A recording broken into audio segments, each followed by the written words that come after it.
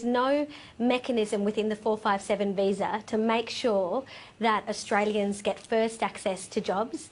The government will point to two things. They'll say there's a shortage occupation list, but that has 600 occupations on it, many of which are not in shortage. So things like nursing, engineering, occupations which Australian graduates are struggling to get into the labour market for, those jobs are on this so-called occupational shortage list for the 457 visa. Gemma, the other mechanism the government will point to is employer-conducted labour market testing, which was introduced under Labor in 2013, but was implemented by the coalition in government, and it is a farce. It essentially allows an employer to test the labour market by putting an ad on Facebook.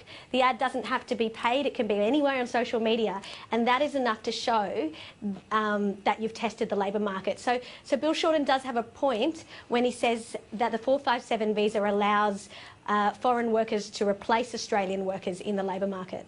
So do you therefore agree with Labor that 457 should be scaled back, and or do you agree with the Coalition MP George Christensen that they should be banned from certain areas?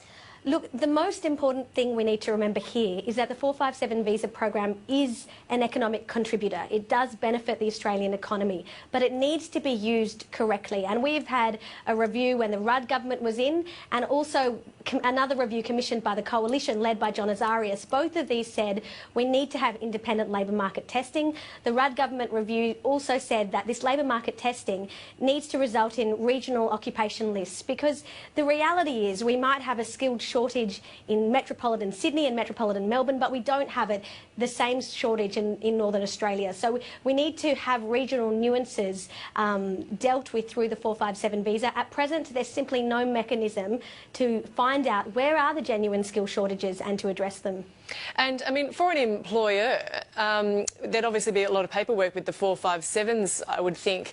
So why would they try to get, try to make a farcical ad for a job, but instead get someone from overseas? Do they pay them less? Look, there's been a lot of research to show that employers will have a raft of motivations around getting a temporary migrant worker in. So while the program, the regulation of the program says that 457 visas holders have to be paid equivalent wages and conditions to local Australian workers, the reality that we know is that on the ground there are many dodgy employers across the country where this is simply not happening. Many employers also prefer to use temporary migrant workers because they are a more compliant workforce. They tend not to complain, they tend not to be unionised.